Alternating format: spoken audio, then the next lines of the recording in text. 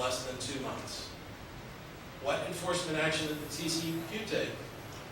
A recommendation was made to install a filter. Aruba Petroleum, the small operator on our property, response was to thumb their nose at the TCEQ by installing 6 more wells in the very same area, using the very same type of drill rig and the same level of gusto, putting out the same level of toxins, if not more, than they ever did before. The chief difference between what TCEQ's Brian Shaw is stating as benzene exposure in reality is that it may very well be that one is exposed to 11,000 parts per billion of benzene when pumping gas, but none of us pumps gas 24 hours a day, 7 days a week, 365 days a year, or runs their truck or their car into the garage any longer than it takes to park it. What is exposing us to some level, constant levels of BTEX and other dangerous chemicals 24/7, 365 is an unknown quantity of leaking condensate tanks, compressor stations, deliberate flaring, and venting, and diesel generators, some as close as 200 feet away from our children's bedrooms. Shaw, like the rest of his industry pals, really need to stop comparing things to one another that have nothing to do with one another. His statements are similar to what Aruba Petroleum, the small operator on my property and in the area, say. Aruba compared my truck engine to their thermal flare, also on my property, stating that it put off about the same amount of emissions. Funny, I'm not seeing a state inspection sticker, a catalytic converter, or any other type of regulation that's installed on this flare. It shoots out 4-foot-high flames and belches out quite a bit of smoke. Mr. Shaw obviously has not been anywhere near this Texas or at my place in Wise County, which boasts 6 leaking condensate tanks, a thermal flare that belches out that fire and smoke, and who knows what else, and the intentional venting of frac tanks, wellheads, and condensate tanks, all of which are just a few hundred feet from mine and 4 other neighbors' homes. As a conservative, I'm supportive of the state of Texas through the Railroad Commission regulating the industry as opposed to the federal government, but I've yet to see any actual enforcement of even the current regulations. To use the words of a soon-to-be former commissioner, I'm not aware of a single documented case of violation by an operator. More often than not, their investigative reports state no violations found. I've long lost any faith in Governor Perry's TCEQ and the TRC because they have failed to act to protect the rights of citizens. The U.S. Constitution's first words are, we the people, not we the industry. Quite frankly, we are fed up. We the people are tired of having our civil rights to clean air and water violated and hearing from the industry repeatedly state that they're doing nothing of the kind and that there exists no evidence. Currently, the burden of proof is on individuals, not the industry, of claims of poor health, air quality, contaminated water, and lost property values as a result of drilling. This needs to be reversed. The Aubrey McClendons, Larry Postons, and Bob Simpsons, and other executives are required to expose their children at the very same levels of risk that they're putting ours at. Then and only then would I expect to see the operators taking the necessary measures to protect our air, water, and soil. I would urge the EPA to take a bold stand and do what is necessary to protect our civil rights and property rights, which includes our own bodies and that of our children. In other words, follow your own mandate. EPA's mission is to protect human health and to safeguard the natural environment, air, water, and land, upon which all life depends. If the EPA fails to act, much like the TCEQ and the TRC have failed to act, we will. There is a growing army of people that are tired of having their civil rights violated. We're tired of spending thousands of dollars on testing. We're tired of going to the doctor and having the doctors tell us that there's nothing they can do. They can't identify what the problem is. We are fed up. Thank you.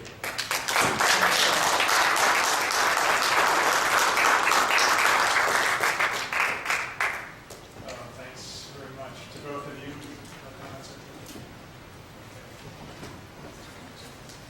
Thank you, guys. The next speaker is Jim Ashford and Sarah Eckel.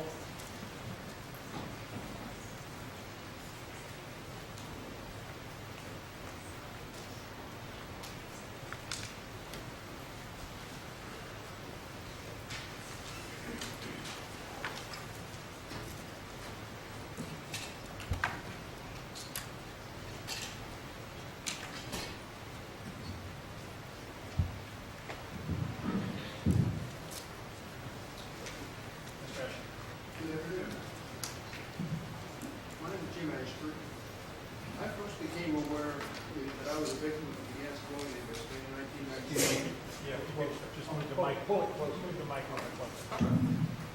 Better? Yeah. My name is Jim Ashford. I first became aware that I was a victim of the gas drilling industry in 1997. The industry installed gas compressors near my home. They made a lot of noise.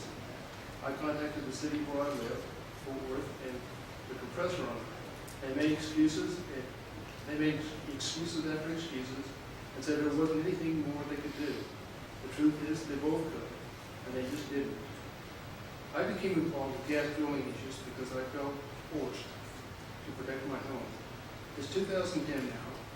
What many of us have known is now being discussed, your air contamination.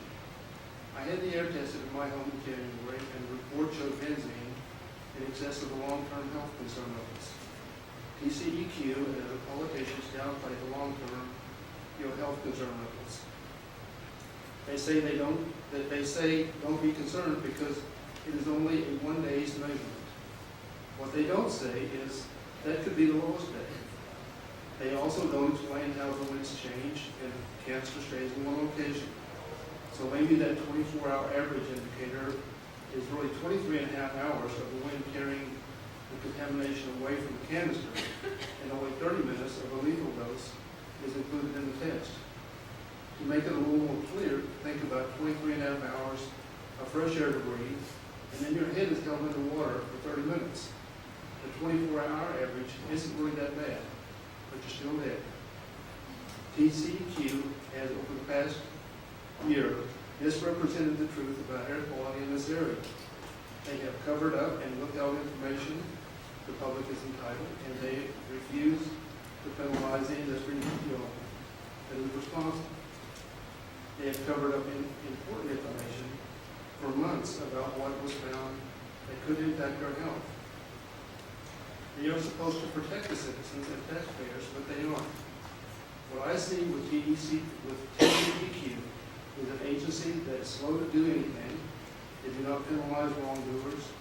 They mislead the public and other government agencies, and they cover up what they don't want the public to know, just to protect those they regulate. I do not trust TCEQ. Most people feel that way also, and for good reason. Even after getting caught, I haven't seen any change in leadership or people involved in wrongdoing. I was born in Fort Worth, and for the most part, I am not in favor of the federal government running my life.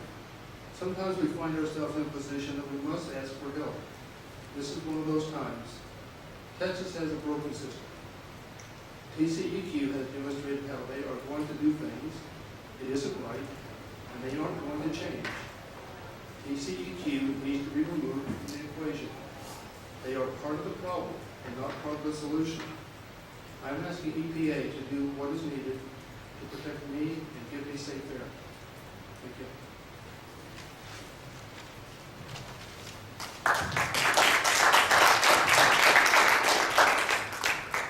Hi. Hello. My name is Sarah Eckel. I'm a policy analyst for Citizens Campaign for the Environment. We represent 80,000 members in New York and Connecticut. So thanks for having me today. CCE strongly supports the EPA reviewing the Clean Air Act regulations for the oil and gas industry. And we appreciate you conduct these stakeholder meetings. We would like to request that you do outreach to the Northeast in the future. CCE wants the EPA to be as comprehensive as possible in reviewing and updating our federal air regulations. All sources of air pollution in the oil and gas sector, including exploration, production, processing, transmission, distribution, storage, and all the pollutants released by these sources need to be regulated, including, definitely not limited to, greenhouse gases, odors, hazardous air pollutants, hydrogen sulfide. There's a preliminary study that's being done in Cornell analyzing greenhouse gas emissions from the natural gas sector, and it's saying that natural gas is just as dirty as coal when you look at all of these things together. They have to be regulated. I also encourage you to look at the trucks and the that are coming back and forth to these sites and how that is impacting residents and their communities. And while the oil and gas industry has gained exemptions for aggregation under the Clean Air Act, we still believe the EPA should look at this data, even if they can't regulate them under it. EPA should ensure that rules including monitoring, record keeping, and reporting ensure continuous compliance with standards. And in adopting rules, the EPA should not provide exemptions to compliance. And we also encourage the EPA to look at perhaps regulatory exemptions that have been given to the oil and gas industry, where you do have the power to reverse that. And EPA, the oil and gas sector in the United States is underregulated, it's growing rapidly, and TCE strongly encourages the EPA to act on behalf of public health and the environment by instituting strong regulations on this, quite frankly, out of control industry. I have my comments in writing for you, and thank you again. Thank you.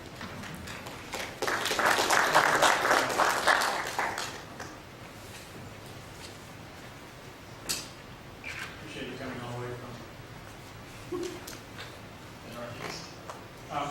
The next speaker is Jeremy Nichols and Rita Beating, please.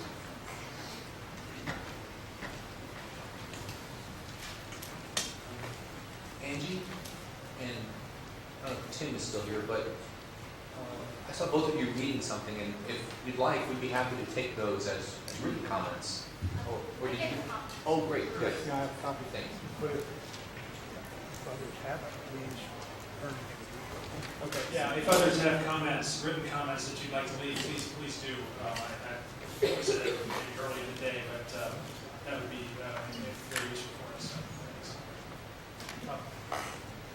Great, thank you.